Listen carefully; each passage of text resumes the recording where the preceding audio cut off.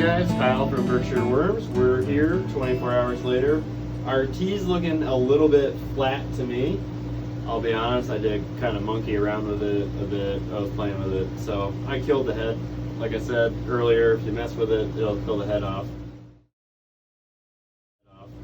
But I'm still going to add a little bit more molasses. I like to see a nice thick frothy head, and I'm not seeing that. So we'll give the bacteria a little bit more sugar, and I'm willing to bet by tomorrow morning we'll have a big head on our tea. So a little bit less than yesterday, not a full 2 tablespoons, just enough to boost the bacteria. I'll give it a little stir.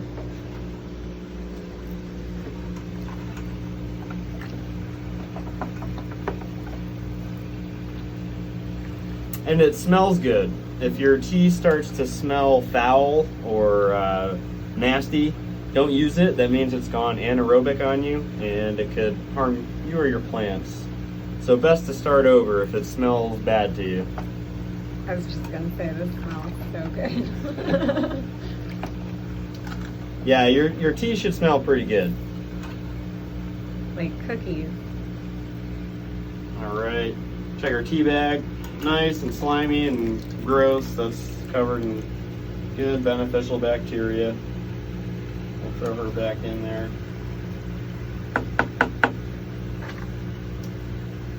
So we'll cover her back up, turn the light off, and we'll check her out tomorrow morning.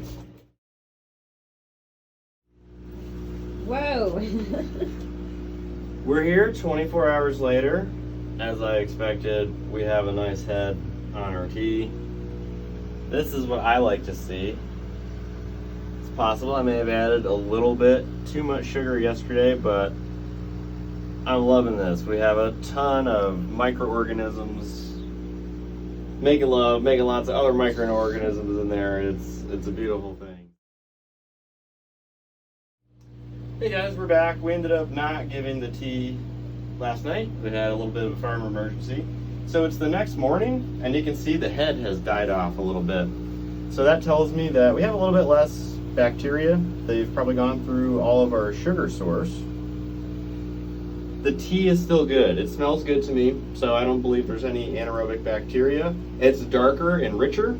There's probably a little bit more nutrition in the tea itself. So this one will be almost closer to a nutrient solution as opposed to just strictly going for microbial activity. There will still be a lot of good microbes, but now there will be a lot of good immediately available nutrition to the plant from the worm castings since it's gone a little bit longer. So I'm going to shut off our air pump.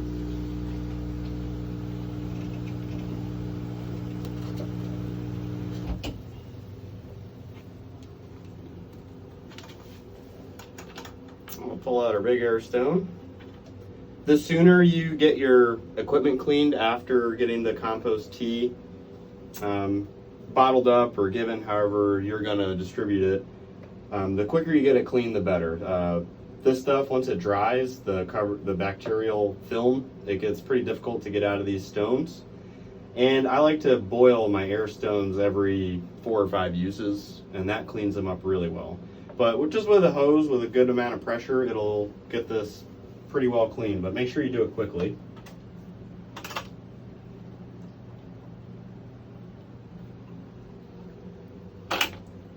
And if you know you're not going to touch your face, you can get away with not wearing gloves, but if you think you're going to touch your face, wear gloves while doing this.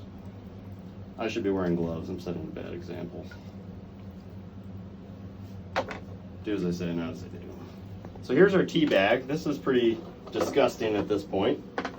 But that tells me we've got a lot of good microbes going on. And that's what the castings look like after they've been in the tea. This is awesome to give your garden. You can just throw that right in the garden.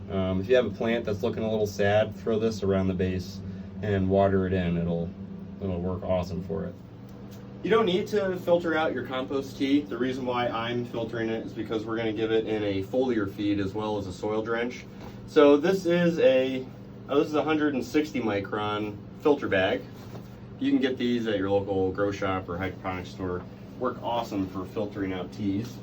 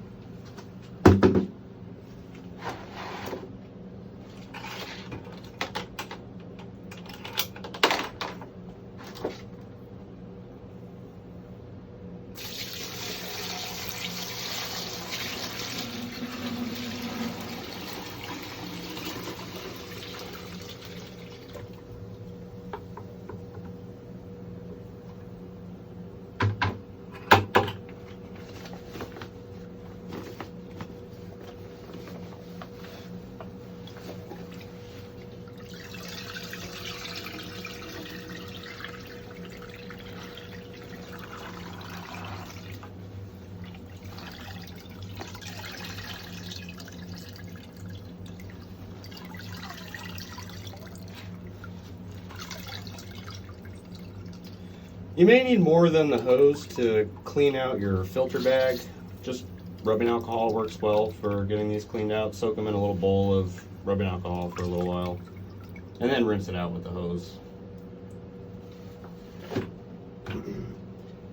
Now, as a little parting gift for our bacteria, I'm gonna just add a little bit of molasses so we can keep our bacteria alive a little bit longer.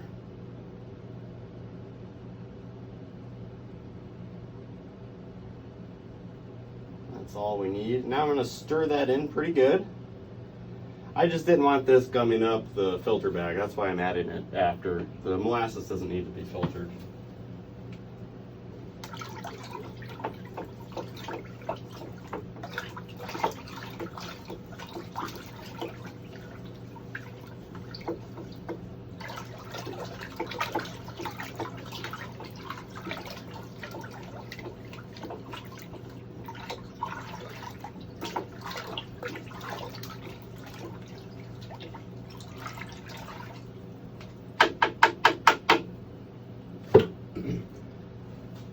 Now we're gonna bottle some up for our customers, and later on I'll be showing you how to foliar feed some of your plants. We have some fruit trees we're going to foliar feed with our compost.